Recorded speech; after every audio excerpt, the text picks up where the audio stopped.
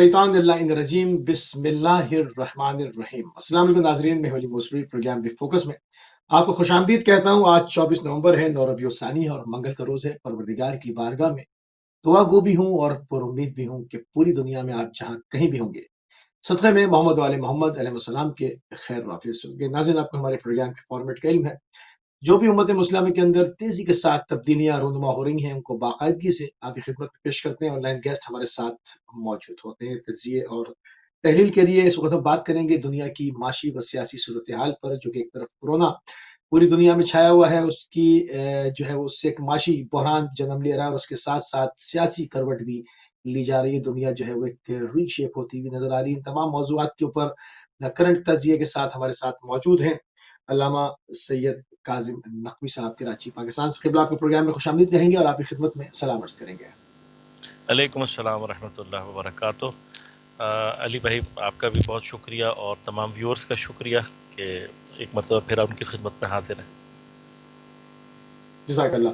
क़िबला, जैसे कि हमारा मौजू है कि दुनिया की माशी व सियासी सूरत हाल, तो इसको इन दोनों एंगल्स के साथ देखेंगे कि इनका आपस में रब्त क्या है, और अगर रब्त नहीं है तो रब्त क्या बनाया गया है, और उसमें जो माशी अबतरी है, जो माशी सूरत हाल है, उसको लेकर क्या सियासी तब्दीलियाँ तेज़ी के साथ की जा रही हैं बग़ैर जंग किए हुए। जो है वो आपने देखा कि पूरे अरब ममालिक को जो है वो एक के बाद दीगरे जो है वो इसराइल के सामने सजदा-ज़ेर कराया जा रहा है। ये तमाम मामला तेज़ी के साथ अमल में आ रहे हैं। तो क़िबला, इस वक़्त सबसे पहले थोड़ा-सा पाकिस्तान की तरफ चलते हैं, क्योंकि पाकिस्तान के ऊपर भी काफ़ी जो है वो प्रेशर है। पाकिस्तान की मजमूई सूरत-ए-हाल क्या है? वहाँ पर क्या माहौल साज़ी क्या हो रही है? क्या मामला चल क्या रहे हैं? अऊज़ु बिल्लाहि अस्समीउल अलीम मिनश शैतानिर रजीम, बिस्मिल्लाहिर रहमानिर रहीम, अल्हम्दुलिल्लाहि रब्बिल आलमीन वस्सलातु वस्सलामु अला रसूलिहिल करीम व अहले बैतिहित तय्यबीन अत्ताहिरीन, ला सिय्यमा बक़िय्यतुल्लाह फिल आरज़ीन, रूही व अरवाहुल आलमीन लितुराब मक़तमिहिल फ़िदा। मुसवी साहब, बात यह है कि हम थोड़ा सा ज़रा एक दफ़ा थोड़ा सा पीछे चलते हैं, और इसी साल के आगाज़ से जब ये सारा पेंडेमिक का सिलसिला शुरू हुआ तो कुछ बातें ऐसी की गई थीं और लोगों के जहन में कुछ चीज़ों को डाला जा रहा था कोरोना के हवाले से कि कोरोना कैसी बीमारी है और उसके क्या आसार हैं। सवाल ये पैदा होता है कि जो इसको बहुत ज़्यादा कंटेजियस कहा जा रहा था और इस एतबार से इसको बहुत ज़्यादा ख़तरनाक कहा जा रहा था, तो अक़ली एतबार से अगर बहस की जाए तो पूरे साल में इसके आसार जो है वो बहुत बुरे अंदाज से जो है वो मुरतब होने चाहिए थे। जो ऑब्ज़र्वेशन में बात आ रही है वो ये आ रही है कि सोशल मीडिया पर और मीडिया पर जो है वो इसका खौफ जो है वो लोगों के क़ुलूब में डाला जा रहा है। सबसे ज़्यादा जो चीज़ इफ़ेक्ट हुई है पाकिस्तान में कोरोना से, वो हमारा तालीमी निज़ाम है। बच्चों को जो है वो स्कूलों से रोका गया है। अभी भी हालिया दोबारा 1 महीने की पाबंदी लगने वाली है स्कूल्स के ऊपर, जिसमें जो है वो फिर दोबारा ऑनलाइन की तरफ जो है वो कहा जा रहा है कि स्कूल सिस्टम को लाया जाए। इसमें आप गौर कीजिएगा कि पाकिस्तान जो कि एक तरक्की पज़ीर मुल्क है, जहाँ पर अभी तक हम लाइट के प्रॉब्लम्स हल नहीं कर सके, जहाँ पर हर जगह जो है वो हमारे पास फैसिलिटी मौजूद नहीं है इंटरनेट्स की, और ख़ास तौर पर एक बहुत बड़ी तादाद ऐसी है कि जहाँ पर बच्चों की तादाद ज़्यादा है। अगर फ़र्ज़ कर लें कि आपने लाइट और इंटरनेट के प्रॉब्लम सॉल्व कर भी दिए, जिस घर में 5 या 6 बच्चे हैं वहाँ पर 5 या 6 स्मार्ट फ़ोन्स को अवेलेबल करना तकरीबन एक नामुमकिन सी बात है। अब नामुमकिन सी ऐसे बात। माहौल में जब आप हमें ये कहते हैं कि जी ऑनलाइन सिस्टम की तरफ जाएँ, तो बुनियादी तौर पर आप कौम और उसके मुस्तक़बिल के साथ एक धोखा कर रहे हैं, और एक पूरी नस्ल है जो कि तालीमी एतबार से जो है वो नुकसानात देखेगी। इस 1 साल के तालीमी नुकसानात का जो असर है वो आइंदा 10 साल तक जो है वो पाकिस्तान के ऊपर मुरतब होता रहेगा। इन अल्लाहु तमाम अकबर। सूरत हाल के साथ जब आप मुआशियात की तरफ पलटते हैं, तो पहले फ़ेज़ ने लॉकडाउन्स के बाद जो कमर तोड़ी है, उसके बाद सूरत हाल ये है कि उसी के एंड में सूरत हाल ये हो गई थी कि लोग इस बात के लिए आमादा हो गए थे कि हम कोरोना से मर जाएँ, ये बेहतर है भूख से मरने से। अब वो सूरत हाल लेकर आप जब दूसरी लहर की तरफ जा रहे हैं और दुनिया में ये ज़ाहिर किया जा रहा है कि जी दूसरी लहर आ रही है, तो सवाल ये पैदा होता है कि आपके पहले लॉकडाउन्स अगर मुअस्सर नहीं थे, तो अब आप क्या गारंटी दे सकते हैं? और अगर पहले लॉकडाउन मुअस्सर थे, तो फिर अब कोरोना क्यों है? یہ بہت بڑے صاف صاف سے کویسچنز ہیں. اس پورے ٹائم پیریڈ میں جس نے سب سے زیادہ سفر کیا ہے وہ آپ کا مڈل اور لوور مڈل کلاس طبقہ ہے جو سب سے زیادہ متاثر ہوا ہے. جو غریب اور ایسا طبقہ تھا کہ جو اپنی روزگار کو کسی نہ کسی طرح سے مانگ کر بیگنگ کے ذریعے سے چیریٹیز کے تھرو کر رہا تھا, ان میں سے اکثر کو تو شاید اس ایریا میں فائدہ ہوا ہے.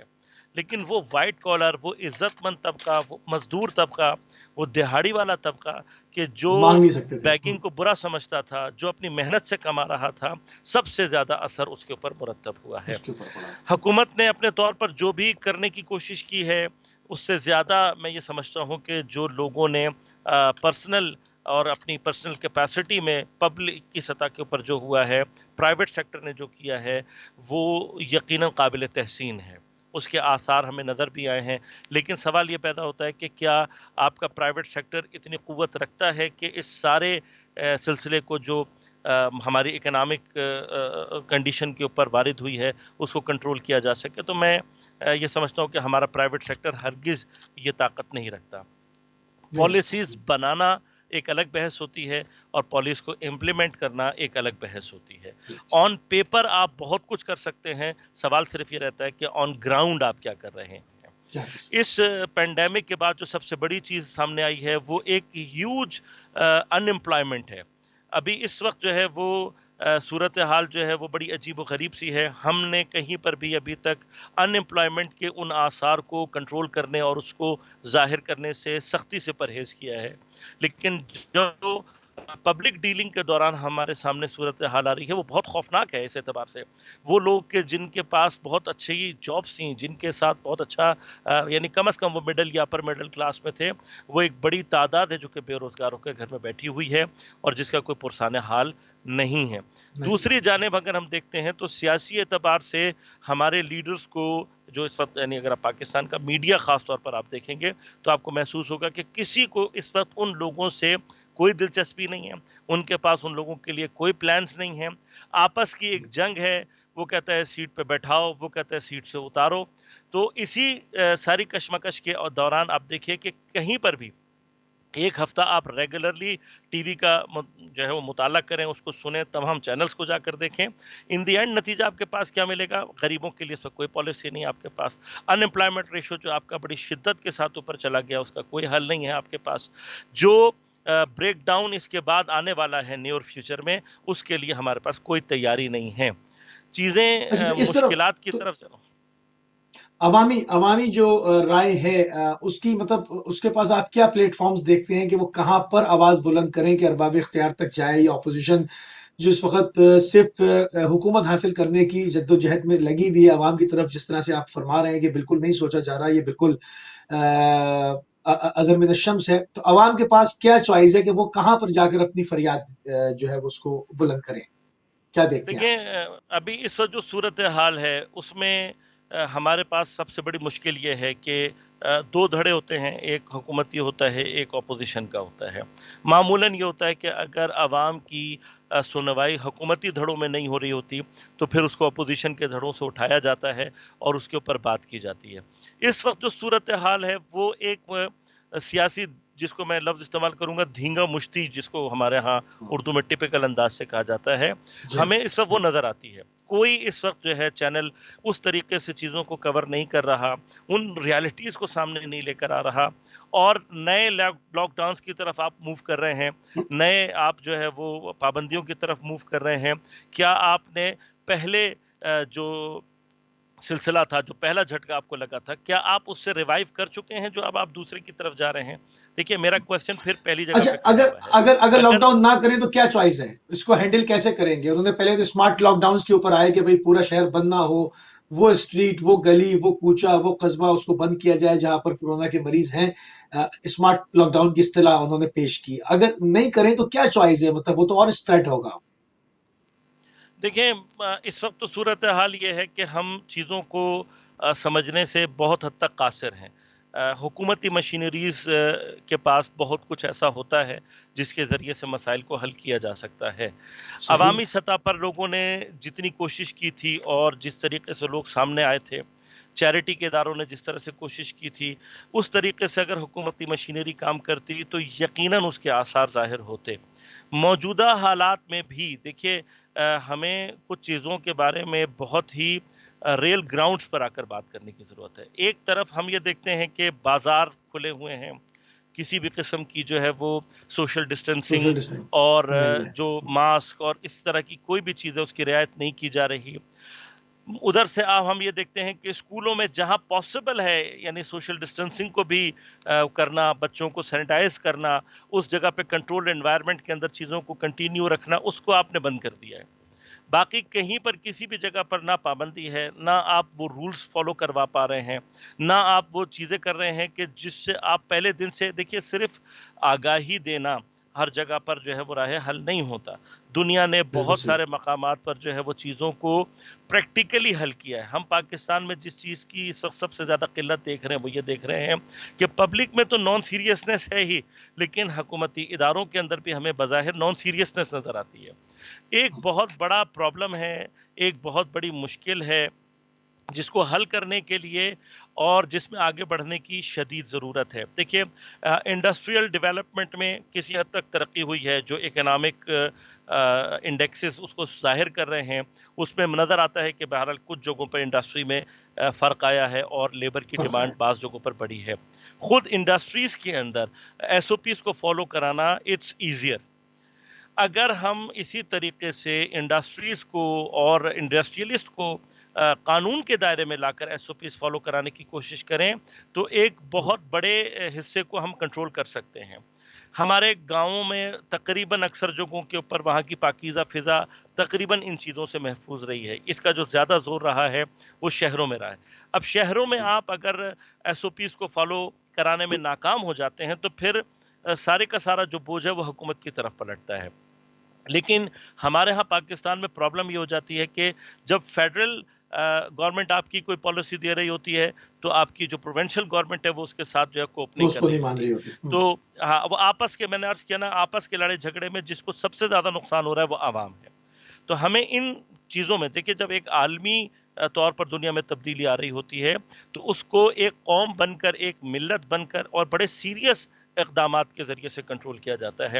ہمارے پاس آپ ہمسایہ ممالک کو اگر نوٹ کریں گے تو آپ دیکھیں گے کہ وہاں پر انہوں نے ون نیشن کا کانسیپٹ دے کر تمام اپنے اختلافات کو بالائے طاق رکھ کر اور بڑا پوری تھا. کوشش یہ کی ہے کہ اپنے لوگوں کی حفاظت کی جائے اور ان کی پرابلم کو سالو کیا جائے۔ پاکستان میں پاسبل ہے لیکن ہمیں ابھی تک وہ تصور بھی صحیح معنی میں ہمارے درمیان نہیں آ سکا ہے کہ جہاں اچھا پر ہم ہم ہمیشہ ایک ون لفظ نیشن استعمال کرتے ہیں. ہم ہمیشہ ایک لفظ استعمال کرتے ہیں کہ بدقسمتی سے ہم یہ کر سکتے ہیں مگر بدقسمتی سے یہ نہیں ہوا، بدقسمتی سے یہ نہیں ہو رہا. ہم عموماً یہ اصطلاح استعمال کرتے ہیں جس طرح سے جب بھی کہیں دہشت گردی ہوتی ہے تو بعض اصطلاحیں ہیں جو کہ میڈیا کے پہ آتی ہیں، نامعلوم افراد. اب پوری دنیا کے اندر یہ نامعلوم کچھ نہیں ہے، سب معلوم ہے کیونکہ یہ ڈیجیٹل دور ہے، اس کے اندر کوئی چیز نامعلوم نہیں ہے، مگر ہمارا میڈیا مسلسل اس کو نامعلوم افراد، بدقسمتی سے، ان اصطلاح کو ہم استعمال کرتے ہیں. کیا اب یہ وقت گزر نہیں چکا؟ یہ تمام چیزیں ماضی کا حصہ نہیں ہو گئی کہ اب ہم ایک ڈیجیٹل طور میں ایک گلوبل ولیج کے اندر زندگی گزار رہے ہیں، سب کنیکٹڈ ہیں، ہماری اسٹاک مارکیٹس ایک دوسرے کے ساتھ مشروط ہیں، ہم جداگانہ زندگی اس وقت نہیں کر سکتے. ان تمام چیزوں کو دیکھتے ہوئے کیا سمجھتے ہیں اگر اس طرح سے ہم لے کر آگے بڑھتے رہیں گے تو پاکستان ایک داخلی بحران کی طرف، ایک داخلی انتشار کی طرف اس کو باقاعدہ منظم طریقے سے میں کہوں کہ ڈھکیلا جا رہا ہے، تو کیا یہ بات درست نہ ہوگی؟ موسوی صاحب دیکھیے ایک تو میں سب سے پہلے عرض کر دوں کہ پروردگار عالم کی کچھ سنتیں ایسی ہیں کہ جن کے لیے وہ قرآن میں بہت واضح طور پر کہتا ہے کہ لن تجد لسنت اللہ تبدیلا، تم اللہ تعالیٰ کی سنتوں میں کبھی بھی تبدیلی نہیں پاؤ گے۔ ان میں سے ایک سنت جس کو وہ بالکل تبدیل نہیں کرتا اس کے بارے میں ارشاد فرماتا ہے کہ ان اللہ لا یغیر ما بقوم حتی یغیروا ما بانفسہم۔ اللہ تعالیٰ اس قوم کی حالت کو ہرگز نہیں بدلتا جو قوم اپنی حالت کو خود نہیں بدلتی۔ نہیں. بدقسمتی سے کہہ کر چیزوں کو بدقسمتی کے اوپر ڈال کر اور پھر جو آپ کے ہاں زرد صحافت کی ایک خاص کیفیت موجود ہے یہاں پر، مجھے سب سے زیادہ افسوس یہ ہوتا ہے کہ پاکستان میں ہمارے میڈیا کے اندر جتنی صلاحیت موجود ہے، ہمارا میڈیا اس وقت اس ساری صلاحیت کو نیگیٹو ڈائریکشن میں استعمال کر رہا ہے۔ اخلاقی مثلاً پسماندگی کوئی سے مثال، مثلاً اخلاقی آپ غور کیجیے گا، اخلاقی پسماندگی اخلاقی کا جی یہ معیار آ چکا ہے اس وقت پاکستان میں کہ ڈراموں میں یہ دکھایا جا رہا ہے کہ سسر جو ہے وہ اپنی بہو کے اوپر عاشق ہو رہا ہے، بھابھی جو ہے وہ دیور کے ساتھ جو ہے وہ تعلق پیدا کر رہی ہے، اور اس سے بھی مزید آگے جو سلسلے ہیں ان کی طرف جو رجحانات کو کریٹ کیا جا رہا ہے۔ دیکھیے اگر معاشرے میں کہیں پر جو ہے وہ کوئی برائی ہو، معاشرے کے اندر کوئی خرابی ہو، تو کام اصل یہ ہے کہ اس خرابی کا علاج کیا جائے، اور علاج ہرگز یہ نہیں ہوتا کہ آپ برائی کی تشہیر کریں۔ امیر المومنین علی علیہ الصلوۃ والسلام ارشاد علیہ فرماتے ہیں الصلوۃ والسلام کہ صلی اللہ برائی کی تشہیر خود برائی ہے، اس خود لیے برائی، کہ جب آپ برائی کی تشہیر کر رہے ہوتے ہیں تو وہ اخلاقی اقدار کو پامال کر رہی ہوتی ہیں۔ اچھا، اب آپ آئیں دوسری طرف، کیا ہمارا میڈیا اس وقت پورے پینڈیمک میں اگر ہم آ کر نوٹ کریں اور پوچھیں کہ میڈیا نے ہمارے ہاں پاکستان میں وہ کون سا پازیٹیو رول پلے کیا ہے کہ جس کو ہم یہ کہہ سکیں فخر کے ساتھ کہ ہاں جی فلاں چینل نے جو ہے وہ لوگوں کے اندر یہ اویئرنیس پیدا کی اور اس کے یہ ایفیکٹس پیدا ہوئے۔ آپ چینل لگا کر دیکھتے ہیں، میں نے آپ کو عرض کیا نا کہ سیاسی دھینگا مشتی کو دکھانے کے علاوہ پاکستان میں اس وقت کوئی بھی ہمارے پاس چینل ایسا نہیں ہے کہ جو پراپر دنیا کی خبریں پہنچا رہا ہو۔ یمن میں اس وقت کیا ہو رہا ہے شاید پاکستان کے ٹی وی میں کئی مہینوں سے کوئی خبر نہ چلی ہو، یا کوئی ایک آدھا ایسا چینل چلا ہوگا کہ جو ریٹنگ میں بس اس جگہ پر نہیں ہے کہ جس کی بازگشت جو ہے وہ پاکستان میں ہو اور سکے۔ وہ بھی بس قبلہ چلائیں گے تو ان کو باغی کہیں گے، ان کے مسائل پیش نہیں کریں گے کہ سعودی اتحاد نے حملہ کیوں کیا ہوا ہے، اس کی وجہ کیا ہے، ان کا انفراسٹرکچر، ان کا جانی اور مالی نقصان، ان کے ذخائر خوراک کے گودام، یہ تمام چیزیں جو کہ جنگ کے اندر ممنوع ہوتی ہیں ان کو پامال کیا گیا، ان کو بمباری کا نشانہ بنایا گیا، ان کے اوپر کبھی بات نہیں ہوتی۔ ان کو اگر ان کا تعارف بھی کرایا جائے گا تو ان کو باغی کہہ کر کرایا جائے گا۔ یہ بہت ہی منفی انداز میں جو ہے وہ ایک صحافت ہوتی چلی آ رہی ہے پاکستان کے اندر۔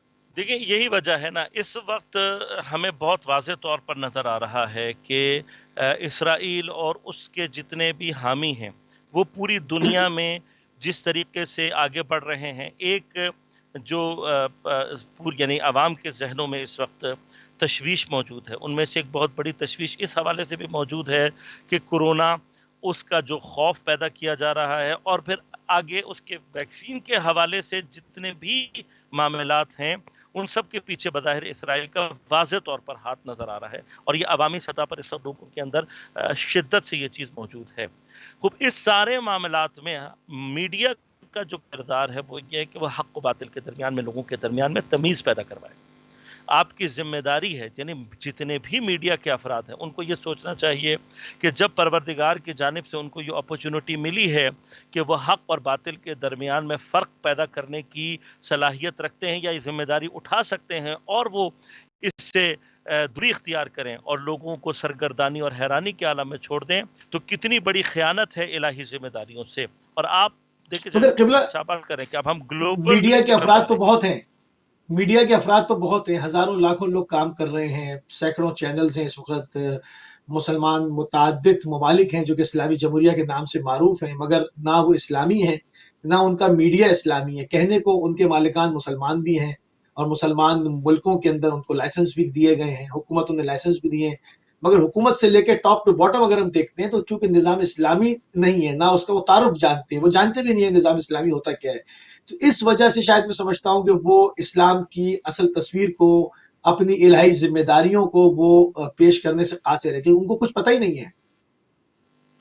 دیکھیں یہ تو بہت واضح سی بات ہو گئی ہے، ہم اسلام کی کچھ ایسی اقدار ہیں کہ جن کے بارے میں جتنا بھی آج کا مسلمان دین سے دور ہو جائے اس کے باوجود بھی اس کے ذہن میں وہ چیزیں واضح ہیں۔ واضح اس وقت جو میڈیا شکل پیش کر رہا ہے اسلام کی، وہ 100% وہ شکل ہے کہ جو سیکولر اور لبرل تھاٹ کے لوگ چاہتے رہے ہیں صدیوں سے، کہ دین کو جو ہے وہ ایک خاص اعمال اور ایک خاص مقام اور ایک خاص زمان سے مختص کر کے آپ کی باقی زندگی سے دین کو باہر نکال دیا جائے۔ لیکن جب ہمارا مذہب کمپلیٹ کوڈ آف لائف ہونے کا دعویٰ بھی کرتا ہے اور اس کو ثابت بھی کرتا ہے، تو یہ یاد رکھیے گا کہ اسلام کو آپ اپنی زندگی سے کبھی بھی نہیں نکال سکتے جب تک کہ آپ مسلمان ہیں۔ قرآن کی آیات بہت واضح طور پر اس زمانے میں بھی پیغمبر اکرم صلی اللہ علیہ وآلہ صلی وسلم سے اللہ علیہ فرماتے ہیں وسلم۔ کہ اے نبی، یہ تمہارے تھوڑا بہت ان کا ساتھ دینے سے کبھی بھی مطمئن نہیں ہوں گے۔ جب تک کہ یہ تمہیں اللہ کے راستے سے نہ ہٹا دیں تب تک یہ راضی نہیں ہوں گے۔ بالکل اللہ اسی طرح سے اس وقت جتنی بھی شیطانی قوتیں ہیں، استکباری اور استعماری قوتیں ہیں، وہ پوری طرح سے جس چیز کو پورٹرے کرنا چاہ رہی ہیں۔ اب آپ دیکھیے کہ ہمارے پاس اسلامک تھاٹ کو اگر پریزنٹ کرنا ہے اور ہم اسلام کا کوئی چہرہ دکھانا چاہتے ہیں، تو فرض کیجئے کہ ایک اور اسلامی ملک موجود ہے جہاں پر پردہ بھی باقی ہے، جہاں پر اسلامی احترام بھی باقی ہے، جہاں کے اوپر اسلامی اقدار کو توجہ دی جا رہی ہے، اس کے اوپر آپ پابندی لگا دیتے ہیں، اس کو نشر کرنے سے آپ کو تکلیف ہو رہی ہے۔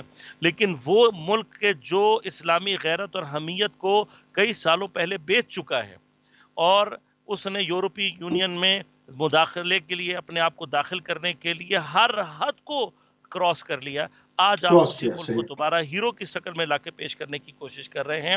کیا چاہتے ہیں آپ؟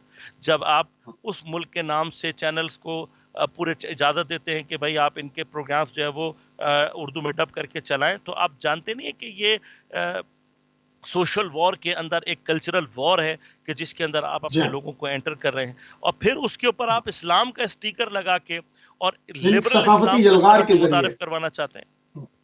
ایک ثقافتی یلغار کے ذریعے سے جو ہے وہ پاکستان کو صاف صاف بات کر لیتے ہیں کہ پاکستان کو ترکی کی گود میں ڈالا جا رہا ہے۔ پہلے افغان وار میں، پھر سعودیہ نے استعمال کیا، پھر امارات نے استعمال کیا۔ پاکستان جو اس وقت ترقی یافتہ تھا وہ ترقی پذیر ہوتا چلا گیا، اور امارات بنتے چلے گئے، پاکستانی وہاں مزدوری کی حیثیت سے جاتے گئے، وہاں ذلت اٹھاتے رہے، ہاتھوں میں چھالے ان کے پڑتے رہے، پاکستان کے اندر کوئی ترقی کام نہ ہوا۔ اب دوسرے فیز میں پاکستان کو جو ہے وہ اٹھا کے اس بلاک سے شفٹ کر کے جو ہے وہ ترکی کے سامنے ڈالا جا رہا ہے۔ تو یہ تمام چیزیں ہیں، اور آپ نے درست فرمایا کہ ایک ثقافتی یلغار کے ذریعے سے یہ سب کام ہو رہا ہے۔ سلطنت عثمانیہ کا جو وہ جن چیزوں کو پورٹرے کر رہے ہیں، وہ جن لوگوں نے کام کیا ان کی زندگیوں پہ اسلامی کوئی آثار موجود نہیں ہے اگر ان کی حقیقی زندگیوں کو دیکھا جائے۔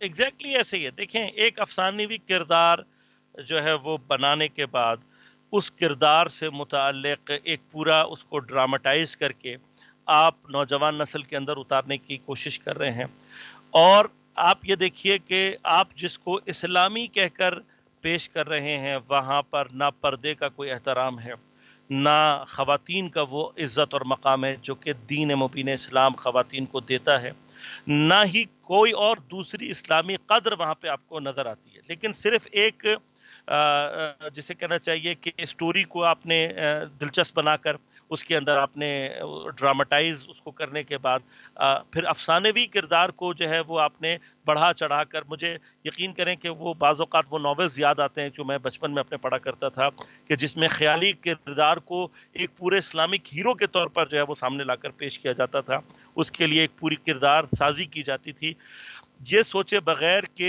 جب یہ نسل آگے چل کر دوبارہ اس کردار کی حقیقت کو تاریخ میں تلاش کرے گی اور یہ سمجھے گی کہ یہ سب کچھ جھوٹ بولا گیا تھا، تو کتنا بڑا شخصیت کے اندر تضاد ایجاد ہوگا، سیٹ بیک ہوگا۔ کتنا بڑا کلیش پیدا ہوگا عقیدے کے اندر، کتنا بڑا کلیش پیدا ہوگا ان لوگوں کی شخصیت کے اندر۔ ان تمام چیزوں سے ہٹ کر دیکھیے، ترکی کے حوالے سے میں یہ بات واضح کر دوں کہ عالم اسلام کو ذرا سا بیدار ہو کر یہ سوچنا چاہیے کہ خلافت کے آخری تصور کو اسی قوم نے اس کے ریشوں سمیت، اس کی جڑوں سمیت نکال کر پھینک دیا، اور اس کے ساتھ ساتھ اپنی تمام اسلامی اقدار کو بھی نکال کر پھینک دیا۔ اب کیا ہوتا ہے کہ یہی ترکی اسرائیل کو سپورٹ کرنے میں انہوں نے کہیں پر بھی کوئی کمی نہیں چھوڑی۔ بالکل صحیح۔ جب 33 روزہ جنگ ہو رہی تھی جس میں حزب اللہ کے جوان پوری طرح سے اپنی جانوں کو ہتھیلیوں پہ لیے ہوئے اسرائیل کے سامنے کھڑے ہوئے تھے، ان تمام ممالک کا نیگیٹو کردار آج تک دنیا کے سامنے موجود ہے۔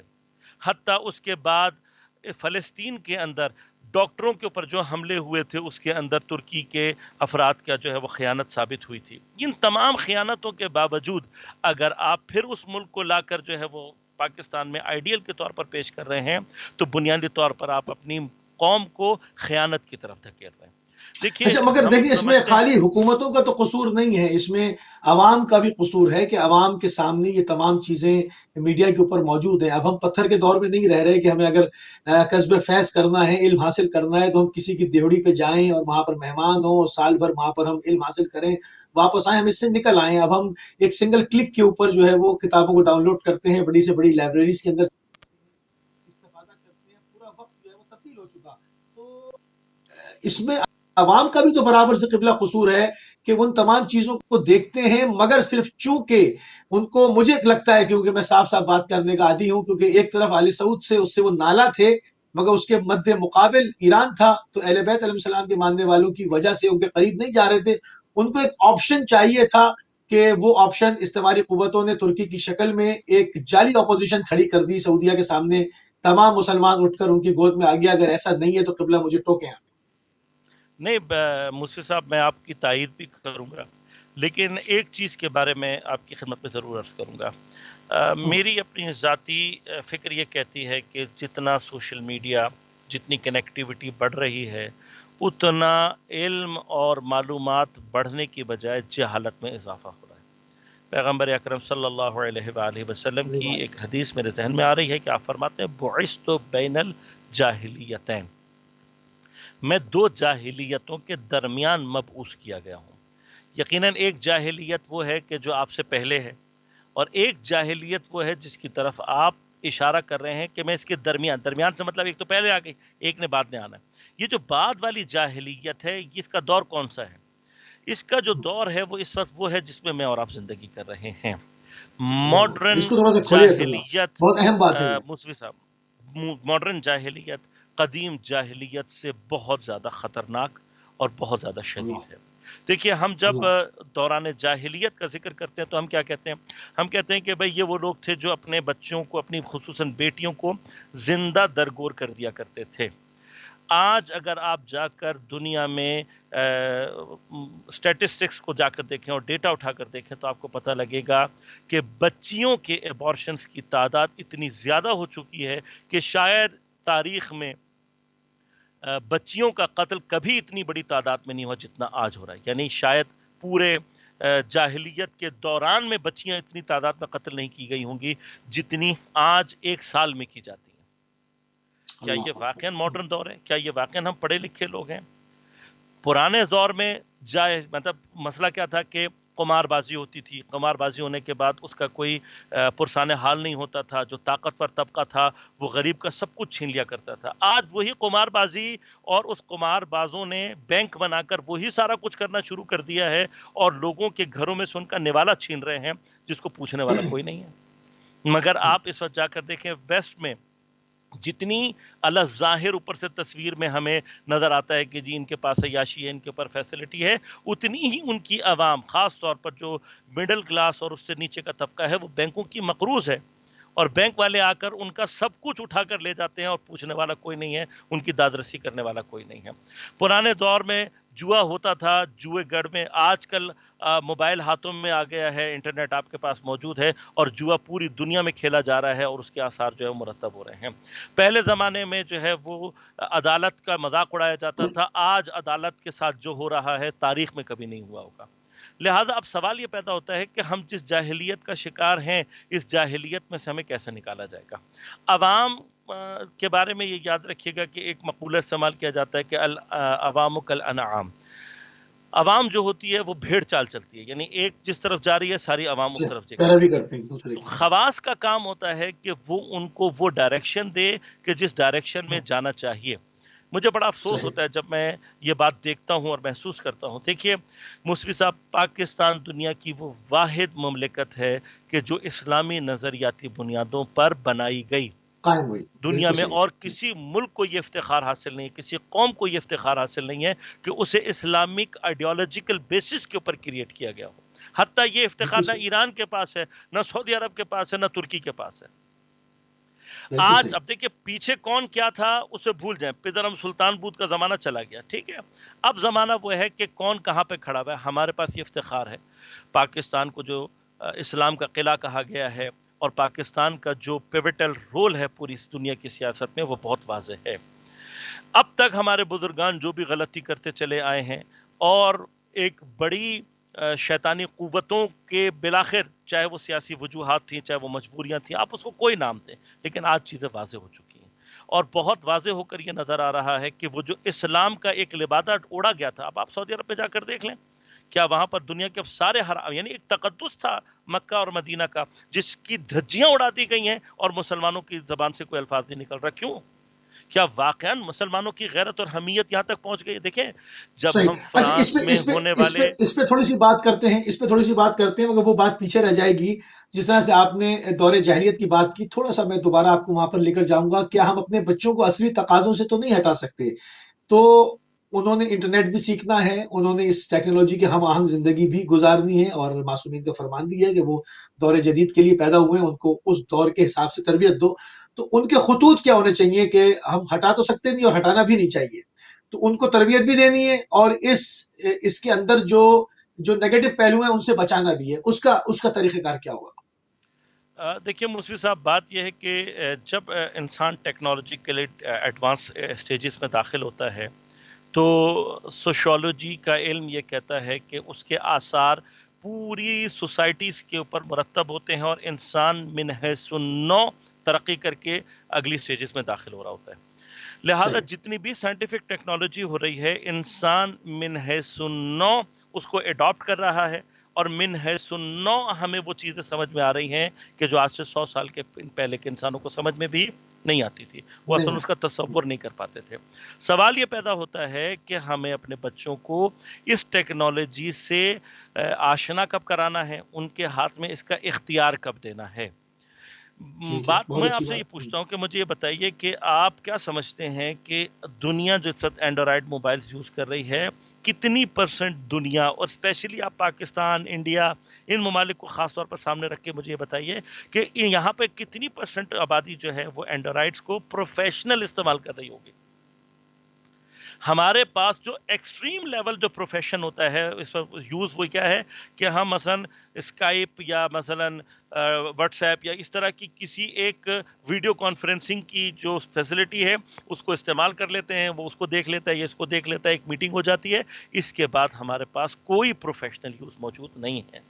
موبائلز کو، ٹیبلٹس کو اس وقت سوائے ویڈیوز دیکھنے کے، ویڈیو گیمز کھیلنے کے، فحاشی کے، کسی اور کام میں استعمال نہیں کیا جا رہا. مجھے ایک بات بتائیے کہ اگر ہمارا بچہ 12 سال تک ان چیزوں کو استعمال نہ کرے تو کیا وہ واقعا جاہل رہ جائے گا؟ یہی چیز آپ آئیں اس وقت دیکھیں کہ جب آپ خود ان تمام چیزوں کو بنانے والے اور ان تمام ٹیکنالوجیز کے پیچھے جو برین ہے وہ اس کا مرکز اسرائیل، وہاں پہ آپ جاتے ہیں کہ اسکولوں میں پابندی، پیرنٹس کو بڑی سختی کے ساتھ منع کیا گیا ہے کہ یہ 12-13 سال تک بچوں کو جو ہے وہ ان ڈیوائسز کے نزدیک نہیں آنے دینا. ہمارے ہاں آپ غور کیجیے گا، میرے اپنے گھر میں وہ بچے جن کو ابھی تک پورا سال نہیں ہوا ہے، آپ ان کے ہاتھ میں موبائل دے دیں، 2 دن کے بعد وہ آپ سے مجھ سے زیادہ بہتر اس کو استعمال کرتے ہوئے نظر آ جائیں گے. یعنی کیا یہ جو جنریشن ہے یہ اپنی مینٹالٹی میں مجھ سے اور آپ سے آگے ہے. اس کو یہ بالکل چیزیں صحیح بات. سیکھنے کے لیے دن نہیں لگیں گے. مجھے اور آپ کو ہو سکتا ہے کہ کوئی نئی ٹیکنالوجی آنے کے بعد دن لگ جائیں اس کو سمجھنے کے یہ کام کیسے کرتی ہے، لیکن جو آنے والی جنریشن ہے اس کو کچھ دن چاہیے ہوتے ہیں، کچھ گھنٹے چاہیے ہوتے ہیں، اس کو سمجھ میں آ جاتا ہے کہ یہ کیسے کام کر وہ رہی ہے اور اس کو نکل کیسے لیتے ہیں. استعمال کرنا ہے. لہٰذا اس جنریشن کے بارے میں یہ توقع رکھنا کہ جی اگر میں نے 12 سال سے پہلے اپنے بچے کو موبائل نہیں دیا تو یہ بیچارہ پیچھے رہ جائے گا، یہ شیطان کے ایک جیسے قرآن واضح طور پر کہتا ہے نا کہ شیطان تو ان تمام اعمال کو تمہارے لیے زینت دے کر پیش کرتا ہے. یعنی ہمارا بچہ مزین اگر کر کے موبائل پیش کر رہا چلانا رہا ہے تو ہم سمجھتے ہیں کہ یہ انٹیلیجنٹ ہو رہا ہے، جبکہ اس وقت آپ دنیا کے جو مشہور سائیکالوجسٹ ادارے ہیں جنہوں نے بیٹھ کر اس پر ریسرچ کی ہے، خاص طور پہ جتنے بھی چائلڈ سائیکالوجسٹ ہیں، وہ کہتے ہیں کہ بچہ اگر 2 گھنٹے سے زیادہ اسکرینز پہ اپنی نظر لگا رہا ہے، 12 سال سے کم کا بچہ، تو اس کا آئی کیو لیول ڈاؤن ہونا شروع ہو جاتا ہے اور اس کے آثار نظر آ رہے ہیں. یعنی ہم اپنے پاس اب سوسائٹی میں بچوں کے درمیان میں یہ ڈفرینسیشن واضح طور پر دیکھ رہے ہیں کہ جن بچوں کے پیرنٹس ان کو کنٹرول نہیں کر رہے ان بچوں کے اندر کنسنٹریشن لیول تباہ ہوتا جا رہا ہے. اس کے مقابلے پہ وہ بچے یعنی غریبوں کے بچے اس وقت کیوں آگے نکل رہے ہیں؟ اس لیے کہ ان کے پاس موبائل نہیں ہے. اور امیروں کے بچوں کا آئی کیو لیول کیوں ڈاؤن ہو رہا ہے؟ کیونکہ ان کے گھر دیکھنے والا کوئی نہیں. بالکل ٹھیک. ٹھیک ہے، یہ تو بات طے ہو گئی. آگے بڑھتے ہیں. یہ جو اسلامی ممالک کے اندر اسرائیل دوستی کے نام پر اسلامی قوانین کو تبدیل کیا جا رہا ہے، آپ نے قرآن کی ایک آیت بھی پیش کی تھی کہ جب تک وہ تمہارے دین سے منحرف تم کو نہ کر لیں اس وقت تک وہ جو ہے وہ سکون سے نہیں بیٹھتے یا تمہیں قبول نہیں کرتے. تو اگر میں نے کل بھی اس نقطے کو اپنے شو میں اٹھایا تھا کہ بھئی اگر دوستی ہی کر رہے ہیں، اول تو ایک غاصب ریاست ہے جس کا کوئی وجود نہیں ہے، جو کہ قبضہ کی ہوئی لینڈ ہے. اگر آپ دوستی بھی کر رہے ہیں، تسلیم بھی کر رہے ہیں، تو آپ اپنے اسلامی قوانین میں کیوں تبدیلیاں ایجاد کر رہے ہیں؟ اس کے پیچھے کیا سیاست کار فرما ہے، کیا منصوبہ سازی ہے، کیا سازش ہو رہی ہے؟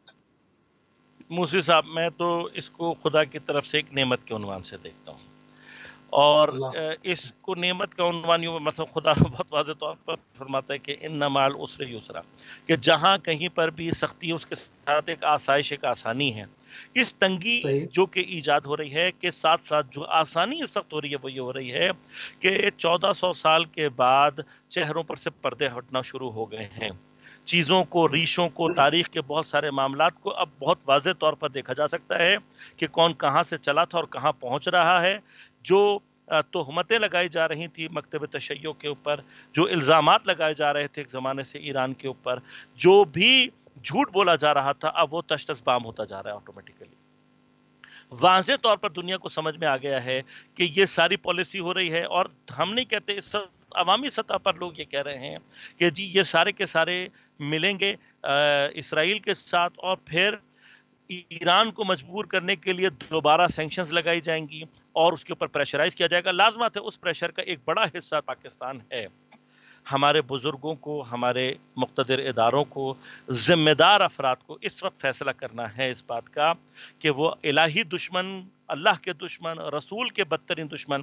قرآن بڑے واضح طور پر پیغمبر کو مخاطب کر کے فرماتا ہے لَتَجِدَنَّ أَشَدَّ النَّاسِ عَدَاوَةً لِلَّذِينَ آمَنُوا الْيَهُودَ وَالَّذِينَ أَشْرَكُوا۔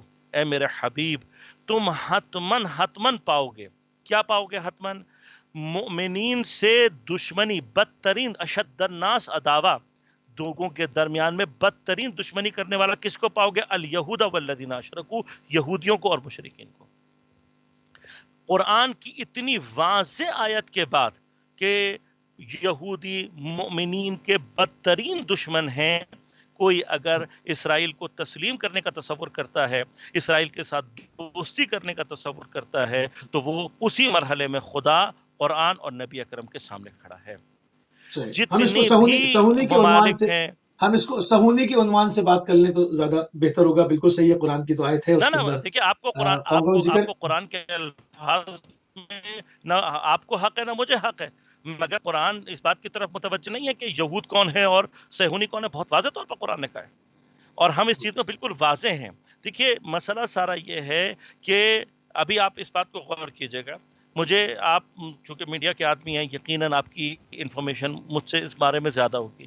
مجھے یہ بتائیے کہ فرانس میں پیغمبر اکرم صلی اللہ علیہ وآلہ وسلم کے حوالے سے جو ہوا، ان میں سے کتنے ممالک تھے جنہوں نے پیغمبر کے حوالے سے کوئی احتجاج کیا ہو اور دنیا میں اپنا احتجاج کہیں ریکارڈ کرایا ہو؟ بتائیے مجھے، میری خاموشی ہو رہی، سکتا ہے انفارمیشن کم ہو۔ جن ممالک میں خاموشی ہوا رہی۔ ہے وہ سارے وہ ممالک ہیں کہ جی ہاں، واضح طور پر ہے نا، یہ واضح طور پر وہ ممالک ہیں جن میں ہوا ہے کہ جو کم از کم علی ظاہر بھی اسرائیل کی سرپرستی کو قبول کرنے کے لیے تیار نہیں ہیں۔ نہیں، بس واضح ہو رہا ہے، اگر آپ اپنا راستہ، اپنا جو ہے پیوٹ چینج کریں گے تو آپ آٹومیٹیکلی دین سے دور ہوتے چلے جائیں گے۔ لہذا ہمیں اب یہ فیصلہ کہ آیا پاکستان جو کہ ایک اسلامی نظریاتی ملک ہے، اس کی مقتدر ادارے اللہ اور رسول کی طرف حرکت کریں گے، دین کی طرف حرکت کریں گے، یا دین دشمن قوتوں کے ساتھ ہاتھ ملانے کی طرف بڑھیں گے؟ دیکھیے، صحیح۔ ہمیں اس وقت تک اچھا، پورا یہ بحرین کی اطمینان ہے عوام، کہ ہمارے، بحرین کی عوام یا یو ای کی عوام، وہاں کے علماء، وہاں کے فضلاء، وہاں کے دانشور، کیا اتنی بھی حمیت غیرت نہیں رہی، یا اتنی سکت نہیں رہی، یا حکومتوں کا پنجہ اتنا سخت ہے کہ اسلامی بنیادی قوانین میں تبدیلیاں کی جا رہی ہیں، مرد و زن کو بغیر نکاح کے رہنے کا حکم دیا جا رہا ہے، الاؤ کیا جا رہا ہے، شراب کی خرید و فروخت، اس کی نقل و حمل کی اجازت دی جا رہی ہے، گھر میں رکھ سکتے ہیں، پی سکتے ہیں، کوئی پوچھنے والا نہیں ہے؟ تو اس وقت وہاں کے یہ طبقات جو کہ اسلامی شاعر کو سمجھتے ہیں، علماء ہیں، فضلاء ہیں، جیسے میں نے کہا دانشور ہیں، کیوں وہاں سے آواز بلند نہیں ہوئی؟ وجہ کیا ہے؟ دیکھیے، دوستی کا ہاتھ اب بڑھ رہا ہے اور چہروں پہ سے پردے اب اتارے جا رہے ہیں۔ اگر آپ ذرا سا بھی انفارمیشن لیں گے تو آپ کو پتہ لگے گا کہ ان ممالک میں ڈھکے چھپے یہ کام بہت عرصے سے ہو رہے تھے۔ یعنی کہیں پر بھی کوئی زمانہ ایسا نہیں گزرا کہ جب ان ملکوں میں شراب کے اوپر پابندی لگی ہو، ان کے ہاں شراب کھلے عام نہ ملتی ہو، اور بہت سارے جرائم ان کے ہاں نہ ہوتے. یہ تو میرے اور آپ کے سامنے کی بات ہے. آپ صرف اگر ایئرپورٹ پہ موو کر رہے ہوں تو آپ کو جو ہے وہ پاکستان اور دیگر ایئرپورٹس میں جو بنیادی فرق نظر آئے گا وہ کیا ہوگا کہ آپ کسی بھی ایئرپورٹ پہ اتریں گے پاکستان کے علاوہ وہاں پر آپ کو شراب کا ایک بہت بڑا ایک صرف ایران ہے اور ایک پاکستان کا ایئرپورٹ ہے جو کہ آپ کو شراب سے خالی ملے گا.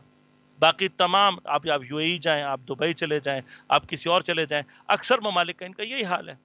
اس سے پہلے صرف سعودی عرب یہ تھا کہ وہ ڈر کے مارے جو ہے وہ دنیا کے سامنے چونکہ چہرہ پیش کرنا تھا, لوگوں کو اپنے مقدس چہرے کے نیچے دھوکہ دینا تھا, تو اللہ ظاہر نہیں کر رہے تھے. اب انہوں نے بھی تشدد بام کر دیا ہے. اب جو اچھا، سلسلہ آگے کی یہ جو طرف ابھی جا رہا وزٹ ہے ہوا تو ہے، سب سے یہ جی آپ اپنی بات مکمل کر لیں تاکہ پھر آگے بڑھیں. بس وہ یہ بسم میں اللہ. اسی اتفاق اسی طرف آ رہا تھا کہ یہ جو اب کچھ ہو رہا ہے تشدد بام ہو رہی ہیں چیزیں.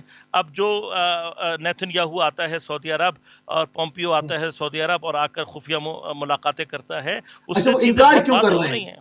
سعودی انکار کیوں کر رہے ہیں؟ اسرائیلی چھپا نہیں رہے. انہوں نے ان کے ریڈیو نے بھی، ان کے ٹیلی ویژن نے بھی، ان کے پرنٹ میڈیا نے بھی اس چیز کو تشدد بام کر دیا کہ جی یہ جہاز کا روٹ تھا، یہ ٹریکنگ رپورٹ ہے، یہ اس کی تصویر ہے. جہاز 8 بجے اڑا تھا، 5 گھنٹے بعد واپس آ گیا اور یہ ان کا خاص اپنا پرائیویٹ پلین تھا، اسی سے وہ جاتے رہے ہیں مختلف قرآن کی جگہ پر. آیتیں اور دیکھیں, یہ کہہ قرآن رہے کی نہیں جی یہاں آیتیں نہیں آئے. اپنا قرآن کی آیتیں اپنا معنی پیدا کر رہی ہے. ٹھیک ہے, یعنی کیا کہ ان کے ساتھ تم جاؤ گے تمہارے حصے میں سوائے ذلت کے اور کچھ نہیں آئے گا. یہ ذلت کا مقام ہے کہ آپ جو ہے وہ جس چیز کو ڈینائی کر رہے ہیں وہ اس کو علنی طور پر, یعنی آپ سوچیں نا کہ یہ کس قدر پست ہو چکے ہیں کہ ان وہ کو ذلیل کر رہے ہیں ان کو. انٹرنیشنل لیول پر بھی اگر ذلیل بھی کیا جائے گا تب بھی ان کے اندر غیرت اور حمیت پیدا نہیں ہوگی. سعودی عرب آج سے نہیں عزیز, ہم تو بہت عرصے سے یہ کہہ رہے ہیں کہ قبلہ اول بھی یہودیوں کے قبضے میں ہے اور قبلہ ثانی بھی یہودیوں کے قبضے میں ہے. صرف نام کا فرق ہے کہ وہاں یہودی ہے یہاں سعودی ہے, ورنہ اس کے علاوہ کوئی فرق نہیں ہے. صرف اگر آپ کو حج کی اجازت دے دی جائے تو اس کا معنی یہ نہیں ہوتا کہ آپ کا دین آزاد ہے, آپ کی فکر آزاد ہے. وہاں پر جو کچھ ہوتا رہا ہے اسلام کے مقدسات کے ساتھ جو کچھ ہوتا رہا ہے, شاعر الہی کی جو وہاں پر بے حرمتی ہوتی رہی ہے, وہ ایک تاریخ کا اچھا، حصہ ہے. آل سعود کا اگر چہرہ تشدد بام ہو ہی گیا اور امت سمجھ بھی گئی ہے, اور یقیناً میں دیکھتا ہوں ان مذہبی حلقوں کو بھی جو کہ اس وقت ترکی کو شاید اپنا لیڈر اور رہنما سمجھ رہے ہیں, مگر آل سعود کو جو ہے ان سے برات کا اظہار کر رہے ہیں. بہت ساری جگہوں پر میں جا کر دیکھتا ہوں, پڑھتا ہوں کیا لکھ رہے ہیں, کیا خیالات ہیں. آل سعود سے شدید ترین عنصریت پائی جاتی ہے, متنفر ہیں لوگ. کس طرح سے آل سعود سے قبلے کو آزاد کرایا جائے گا؟ کوئی روٹ پرمٹ نظر آتا ہے آپ کو مستقبل قریب میں؟ جی انشاءاللہ دیکھیں بہت واضح ہیں چیزیں. خدا نے اگر چاہا تو یمن کی مقاومت حتماً کامیاب ہوگی اور ہم دیکھیں گے کہ انہی مظلوموں کے ہاتھوں خدا ان کو ذلیل و خوار کرے گا اور انشاءاللہ ہمارا قبلہ آزاد ہوگا اور ہم اس طرف حرکت کریں گے کہ جس کا وعدہ اللہ تعالیٰ نے کیا ہے. فرمایا وَنُرِيدُ أَن نَّمُنَّ عَلَى الَّذِينَ اسْتُضْعِفُوا فِي الْأَرْضِ, جس کا وعدہ کیا وَنَجْعَلْهُمْ أَئِمَّةً وَنَجْعَلْهُمُ الْوَارِثِينَ. وہ وقت انشاءاللہ بہت نزدیک ہے, میں اور آپ ضرور دیکھیں گے. دیکھیے قربانیوں کو اللہ تعالیٰ لا نضيع اجر المحسنین, ہم کسی بھی قیمت پر محسنین کے اجر کو ضائع نہیں ہونے دیتے. جنہوں نے 5 سال بدترین تباہی کے ساتھ مقاومت کی ہے, تمام تر دنیا کی دشمنی کے ساتھ مقاومت کی ہے, 40 سال کی ایران کے اوپر ظالمانہ اور غیر انسانی پابندیوں کے باوجود.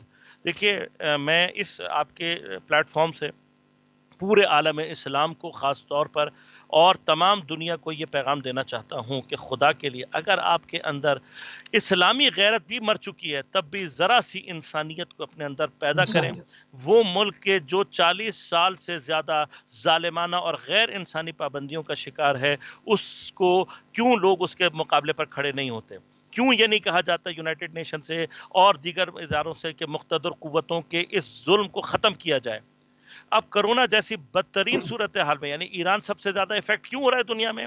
واحد وجہ یہ ہے کہ ان کے اوپر پابندیاں لگائی ہیں, ان کو میڈیکل فیسلٹیز نہیں دی جا رہی, ان کو پوری دنیا سے کاٹ کر رکھا ہوا ہے. روزانہ وہاں پر 500 سے زیادہ افراد کی اموات ہوتی ہے اور مسلمانوں میں بے غیرتی اور بے حمیتی کی یہ کیفیت موجود ہے کہ ان کے خلاف کوئی آواز اٹھانے والا نہیں ہے. دیکھیے دین ہم سے کہتا ہے تعاونوا علی البر والتقوی ولا تعاونوا علی الاثم والعدوان, گناہ اور تجاوز اور معصیت خدا پر ایک دوسرے کے ساتھ تعاون مت کرو. اس وقت ایران کے اوپر پابندیوں پر اگر عالم اسلام خاموش ہے, یہ 100% اسم اور عدوان کا ساتھ دینا ہے. اب وہ زمانہ ختم ہو گیا. اب ہمیں دیکھیے اگر آپ ان پابندیوں سے کوئی مقصد حاصل کرنا چاہتے تھے تو اب 40 سال کا ایک عرصہ ہو گیا ہے. اگر آپ کا مقصد حاصل نہیں ہو رہا تو اس کا واضح طور پر معنی یہ ہے کہ آپ کی یہ ساری کی ساری پالیسیز بیکار ہیں. اور اب حق بنتا ہے ان ناکام. مسلمانوں کا جو ایران میں زندگی کر رہے ہیں کہ ان کو آزاد تجارت کی طرف جانے دیا جائے, ان کو آزاد کیا جائے اور ان پر سے پابندیاں ہٹائی جائیں. اچھا تو جس طرح آپ ہماری کہہ رہے جو ہیں عالم اسلامی اسلام غیرت, بولے, نہیں آپ فرما رہے ہیں کہ عالم اسلام بولے. عالم اسلام بولے کہاں؟ عالم اسلام کے اوپر ہر ملک کے اوپر جو حکمران بٹھائے گئے ہیں وہ انہی کی جانب سے بٹھائے گئے ہیں جنہوں نے ان کو منتخب کیا ہے. کہیں پر بحری قزاق بیٹھے ہیں, کہیں پر آل خلیفہ بیٹھے ہیں, کہیں پر کوئی بیٹھے ہیں. ان لوگوں کو بٹھایا گیا ہے جن کا نہ اسلام جو ہے پوری طرح سے ثابت ہے, نہ جن کی اسلامی انسانی اقدار تک تو ان کی جو ہے وہ ثابت نہیں ہے. عالم اسلام بولے کس پلیٹ فارم سے؟ جو کھڑا ہوتا ہے چاہے وہ دیکھیں شیعہ ہو, جی سنی ہو, منصف کوئی بھی بھائی ہو, آپ اس نے کو بالکل فوراً مار بہت دیتے اچھی ہیں. طرف متوجہ کیا. لیکن اس وقت بھی عالم اسلام میں وہ غیرت مند علماء موجود ہیں کہ جو ان تمام کی جو اسرائیل کے ساتھ دوستی ہے اس کے خلاف ہیں. وہ غیرت مند علماء آج بھی موجود ہیں کہ جو پوری طاقت کے ساتھ دشمن قوتوں کے سامنے کھڑے ہونے کے لیے آمادہ ہیں. ایسا نہیں صرف تشیع نہیں, پورے عالم اسلام میں ہم پر اہل سنت کے درمیان ایسے علماء موجود ہیں جو ظلم کے لیے تیار ہیں. اور یہی علماء اس وقت مثلا اپنے فتاوی کو جاری کریں امریکہ اور اس کی پابندیوں کے خلاف, اور ایران کے ساتھ آزاد تجارت کے فیصلے کو اور فتاوی کو اپنے مسلم امہ کے دوران اگر روٹیٹ کریں تو اس سے مگر فرق ضرور جامع آ ازہر سکتا تک ہے, سے جس نہیں کے ہو رہا. آثار جو سب سے زیادہ معتدل جامع مانی جاتی ہے عالم اسلام کی, جامع ازہر جہاں پہ فقہ جعفری کو بھی پڑھانے کی اجازت ہے, وہاں تک سے اس کے اوپر کوئی مضبوط ری ایکشن نہیں آ رہا کہ اتنی انسانی المیہ اصل میں یہ ایک, میں ہو اس رہا میں ہے یہ کہہ سکتا ایران ہوں کے کہ اندر اور بول نہیں رہے. ایک عمومی غفلت کے علاوہ یہ کچھ بھی نہیں ہے. اور اگر ہم اسی پلیٹ فارم کو یوز کریں اور خدا میں یہ توفیق دے کہ ہماری یہ آواز ان مومن علماء تک پہنچے کہ جو اس فرق کو سمجھتے ہیں اور وہ اپنے اس فریضے کو انجام دیں, تو ابھی بھی جو حق پر رہنے والے علماء ہیں ان کے فتاوی میں یہ قوت موجود ہے کہ اگر وہ فتاوی صادر کریں گے تو حتماً اس چیز کا اثر ہوگا. یہ ان مسلمان بھائیوں کا حق ہے کہ ان کے لیے آواز اٹھائی جائے اور ان ظالمانہ اور غیر انسانی پابندیوں کو جو ہے ان پر سے ہٹایا جائے. ہم جب تک اپنے مسلمان بھائیوں کے ساتھ جو پیغمبر اکرم صلی اللہ علیہ وآلہ وسلم ہم سے فرما گئے کہ تم جسم واحد کی طرح سے ہو, اس فکر کو دوبارہ سے زندہ نہیں کریں گے, عالم اسلام ان طاغوتی طاقتوں سے کبھی بھی مقابلہ نہیں کر سکے. بالکل ٹھیک. قبلہ ہمارے پاس تقریباً 7-8 منٹ اور رہ گئے اور آپ کی موجودگی سے پورا استفادہ کریں گے. 23.5 ارب ڈالر کا اسلحہ جو ہے وہ اتارا گیا ہے یو ایس کی جانب سے یو اے کے اندر, اور B-52 بمبار طیارے لے کر آئے گئے ہیں. کس چیز کا پیش خیمہ ہے؟ صرف نفسیاتی حربہ ہے. اس سے پہلے جس طرح سے ہوا کہ شام پہ حملہ ہو رہا ہے اور چاروں سائڈ سے بحری جہاز چلے اور تمام ہیوی اکوپمنٹ موو کیا گیا اور اس کے بعد اینڈ ٹائم پر روک دیا گیا, کیا صرف نفسیاتی حربہ ہے یا اس دفعہ شام کے اوپر دوبارہ چڑھائی کا اندیہ ہے مسلم فوجوں کے ذریعے سے؟ دیکھیں مفتی صاحب, یہ خدا نے اگر چاہا تو سوائے ان کی ایک دھمکی کے علاوہ کچھ بھی ثابت نہیں ہوگا. ان کے اندر اتنی قوت نہیں ہے. یہ جن لوگوں کو اسلحہ دے رہے ہیں ان کو اپنی زندگیاں بہت پیاری ہیں. یہ آج تک کرائے کے لوگوں کے اوپر عیاشی کرتے رہے ہیں, تیل کے پیسے سے یہ لوگوں کو خرید کے اپنا مزدور بناتے رہے ہیں. ان کے اندر کسی بھی چیز کی صلاحیت موجود نہیں ہے, ان کے اندر اتنی اوقات نہیں ہے کہ یہ میدان جنگ اور جہاد میں اتر سکیں. ان کے ساتھ دیکھیے اس سے پہلے بھی ہوا تھا, ڈونلڈ ٹرمپ آتا ہے اور آنے کے بعد سعودی عرب کو کہتا ہے جی ہم آپ کو اتنے بلین ڈالرز کا اسلحہ دیں گے, ہم آپ کو فلاں چیز دیں گے, ہم آپ کو فلاں کام کریں گے. ان باتوں سے دنیا اگر تھوڑا سا کامن سینس استعمال کرے تو واضح ہو جاتا ہے کہ دنیا کے اندر ساری دہشت گردی جو ہے وہ امریکہ, برطانیہ اور اسرائیل کی طرف سے ہے. اس اسلحے کو اتارنے کا معنی ہی یہ ہے کہ آپ پھر خطے میں بدامنی کی طرف لوگوں کو لے جانا چاہتے ہیں. لیکن اس بات پر یقین رکھیے گا کہ جن پتوں کے اوپر یہ آسرا بنانا چاہتے ہیں ان کے اندر اتنی قدرت ہی نہیں ہے، اور ان کے آشیانے کو انشاءاللہ خدا نے چاہا تو انہی کے پتوں سے آگ بھی لگے گی، لیکن وہ اور یمن یہ اس یمن کی کا آگ کچھ کی نہیں کر جھلس بھی پا خود رہے. بھی ختم. مثال سامنے ہے کہ یمن کا سال سے محاصرہ بھی کیا ہوا ہے اور اس پر شدید بمباری بھی ہو رہی ہے، مگر ابھی تک جو ہے وہ ایک صرف حوثی ملیشیا تک کو وہ زیر نہیں کر سکے ہیں. تو کجا دوبارہ کہ وہ مگر چونکہ انہوں نے ایک نیا کھیپ اتاری ہے اور یہ تمام چیزیں، اس لیے میں آپ کا پوائنٹ آف ویو جاننا چاہ رہا تھا. مثالیں تو موجود ہے. اچھا، ایران پر بھی حملے کی وہ بات کر رہے تھے کہ جاتے جاتے ڈونلڈ ٹرمپ یہ کچھ ایسا کھیل کھیلنا چاہ رہے ہیں کہ جو بائیڈن جو ہے وہ اگلے اپنے پوری جو ان کی صدارت کی ٹرم ہے وہ اسی کے اندر الجھ کر رہ جائیں. ایسی کوئی شرارت آپ دیکھتے ہیں یا جرت نہیں کریں گے ایران کی طرف جانے کی؟ دیکھیے، میں تو صرف اتنا سمجھتا ہوں کہ رہبر معظم کے چہرے کا اطمینان اور ان کے لہجے کی قوت ہمیں یہ سمجھا رہے ہیں کہ دشمن کی چالوں میں کوئی دم نہیں ہے، ان کے اندر اتنی قوت ہی نہیں ہے کہ یہ اس اسلامی اور الہی حکومت کی طرف آنکھ اٹھا کر دیکھ سکیں. ان کے اندر اتنی طاقت ہی نہیں ہے.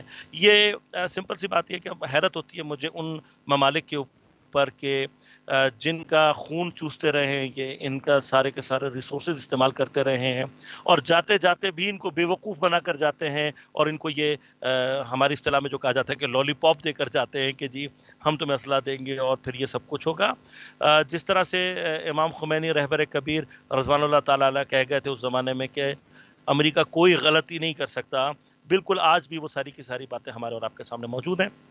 اب جو دنیا جس ایج پر آ چکی ہے اس میں ان کے اندر اتنی نہ قوت ہے، نہ ان کے اپنے لوگ. اس دنیا میں جنگ سے جو نفرت ایجاد ہو چکی ہے، کوئی بھی طاقت، یہ مگر صرف اور سفیانی صرف کا ان کی کانسیپٹ کوشش کیا ہے مگر کہ سفیانی کا کانسیپٹ تو ہمارے پاس موجود ہے کہ وہ مسلمان افواج جو ہیں عرب کی غرب کی جو ہے وہ دخول شام ہوگا. کانسیپٹ تو ہے کہ ہو سکتا ہے کہ وہ ان کو ہکا کر لائیں اپنی جانیں بچانے کے لیے، جو ہے وہ گولان کے آگے دوبارہ ایک انسانی ڈھال بنانے کے لیے لائیں. اس طرح سے احادیث میں بھی تو اشارہ ملتا ہے. وقت کا تعین نہیں کر سکتے، یقیناً ہم نہیں کہہ سکتے کہ یہ سفیانی آ جائے گا، مگر یہ کہ احادیث میں اشارہ تو ہے. دیکھیے مفتی صاحب، بات ساری یہ کہ جب ہم احادیث کی طرف جاتے ہیں اور خصوصاً آخر الزمان کی احادیث کے حوالے سے مطالعے پڑھتے ہیں، تو چیزوں کا تعین اتنا واضح اور 2+2 کر کے نہیں ہے. ہم اس بالکل بات صحیح. کو تعین نہیں کر سکتے کہ آنے والے وقت میں کوئی سفیانی ہے جس کے ہم منتظر رہیں، یا یہ کہ یہی داعش کا جو کمزور ایک حملہ تھا، اور اپنے طور پر انہوں نے اس کو پوری قوت کے ساتھ لانے کی کوشش کی، لیکن مؤمنین کی، اور خصوصاً خدا رحمت کرے اور ان کی قبر پر اپنی برکتوں کو نازل کرے، شہید قاسم سلیمانی اور ابو مہدی مہندس شہداء نے اپنی فراست سے جو ہے وہ ان کو شکست دی. تو ہم کبھی بھی یہ بھی نہیں کہہ سکتے کہ یہ جو اٹھا تھا یہ سفیانی نہیں تھا. لہذا روایات کو ان تناظروں میں دیکھ کر اور اس کے سے کوئی ایکسپیکٹیشن رکھنا، یہ میرے حساب سے تھوڑا سا مناسب نہیں ہے. اور روایات نے جس چیزوں کو بیان کیا ہے ان کو گراؤنڈ پر اس طریقے سے آ کر سارٹ کرنا کہ یہ چیز ہو سکتی ہے یا یہ چیز وہ نہیں ہو سکتی، یہ ممکن نہیں ہے. لیکن داعش کے مقابلے پر رہبریت اور رہبریت کے سائے میں پلنے والے ان مجاہدین نے جس طریقے سے ذلیل و خوار کیا ہے، ہمیں اس بات کا پورا یقین اور اطمینان ہے کہ انشاءاللہ اب بھی مرجیت کے سائے میں رہتے ہوئے ہم اس سے زیادہ بڑا مقابلہ کر سکیں گے. اس وقت ٹھیک عالم ہے، آخری سوال قبلہ. تشیع کو خاص طور پر جو ہے وہ آیت اللہ سیستانی دامت برکاتہ کے جو فتویٰ ہے اسرائیلی پروڈکٹس کو بین کرنے کا، اگر ہم اس کو بھی سیریس لے لیں تو اس کا بھی ہم ایسا زبردست امپیکٹ اس پر ڈال سکتے ہیں کہ جس کو اس وقت عام مومنین تصور نہیں کر پا رہے ہیں. نہیں کر سکتے. ایک آخری سوال اور اس کے بعد ہم پروگرام کو وائنڈ اپ کی طرف لے کر جائیں گے. کورونا کی صورتحال، پاکستان کی ابتر معاشی صورتحال، سیاسی بھوچال جس میں آپ نے کہا کہ دھینگا مشتی والی صورتحال ہے، ایسی صورت میں اسرائیل کو تسلیم کرنے کا پریشر پاکستان کے اوپر ہنوز ہر گزرنے والے دن کے ساتھ بڑھتا چلا جا رہا ہے. پاکستان سے مقدر حلقوں سے بھی یہ بات اٹھ رہی ہے کہ ہمارے اوپر بہت پریشر ہے. فیوچر کیا دیکھتے ہیں؟ پاکستان تسلیم ہوگا یا نہیں ہوگا؟ دیکھیں انشاءاللہ صرف مکتب تشیع ہی نہیں، ہمارے برادران اہل سنت کے غیور علماء اس وقت بالکل آمادہ ہیں اس چیز کے لیے کہ ہم انشاءاللہ اپنے تن من دھن کی بازی لگا دیں گے. لیکن وہ کام نہیں ہونے دیں گے کہ جو اسلام کی اور پاکستان کی سالمیت کے خلاف ہے۔ اس بات کو 100% اپنے ذہن میں بیٹھا لیں کہ جیسے میں نے کہا تھا کہ پاکستان ایک اسلامی نظریاتی مملکت ہے۔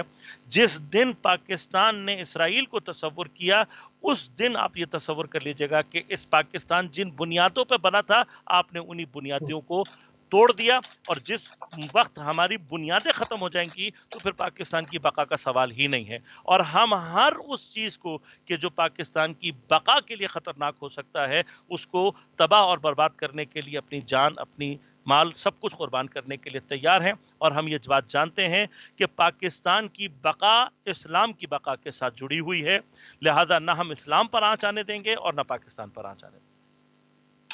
بہت شکر گزار ہے قبلہ، انتہائی مشکور ہیں اور انتہائی ممنون ہیں کہ آپ نے اپنا قیمتی ٹائم ایک مرتبہ پھر اہل بیت ٹی وی کو دیا اور جو سیاسی اور معاشی صورتحال دنیا کی اس کے اوپر گفتگو فرمائی۔ بہت شکر گزار ہیں ہم آپ کے۔ میں بھی آپ کا نہایت ہی ممنون مشکور ہوں، اور تمام اپنے ویورز کا کہ جنہوں نے ہمیں یہ موقع بھی دیا اور اپنا قیمتی وقت بھی ہمیں دیا۔ خدا ہم سب کی توفیقات میں اضافہ کرے اور خصوصاً امام کے ظہور میں تعجیل عنایت فرمائے۔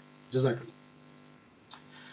جی ناظرین، آپ سماعت فرما رہے تھے حجت الاسلام والمسلمین علامہ سید کاظم نقوی صاحب کو، جو آپ کی ایک مضبوط گرفت ہے معاشیات کے اوپر، اور اس میں آپ جو ہے وہ درس دیتے رہے ہیں، اس کے اوپر کانفرنسز کرتے رہے ہیں، اس کے اوپر سیمینار سے خطاب کرتے رہے ہیں، باقاعدہ اس کے اوپر گفتگو کرتے رہے۔ ہم نے پوری کوشش کی کہ معاشی لحاظ سے جو ایک گرداب پیدا ہوا ہے، جو ایک بھنور ہے جس میں پوری دنیا ہی کم و بیش آئی ہوئی ہے، پاکستان کا تو پہلے ہی معاشی صورتحال بہتر نہیں تھی، اور کورونا کی وجہ سے اور زیادہ جو ہے وہ اس کے اندر مسائل جو ہے وہ جنم لیتے چلے جا رہے ہیں۔ اس صورتحال میں سیاسی کیا کوئی کروٹ لی جا سکتی ہے، کیا دشمن اس کے اوپر کوشش کرے گا؟ ان تمام چیزوں کو لے کر ابھی خدمت میں حاضر ہوئے، اس کے اوپر بات کی، اور عالمی جو منظرنامہ ہے اس میں جو مسلمان حکمرانوں کا کردار ہے، جو ان کی خیانتیں ہیں، جو ان کی کارگزاری ہے، وہ بھی کسی سے چھپی ہوئی نہیں ہے، اس کے اوپر بھی ایک تجزیہ اور تحلیل آپ کی خدمت میں پیش کیا۔ ہمارے پروگرام کا ٹائم ختم ہو گیا، ہماری اور آپ کی اگلی ملاقات انشاءاللہ کل UK ٹائم سے 4:30 بجے ہوگی۔ اجازت دیجیے۔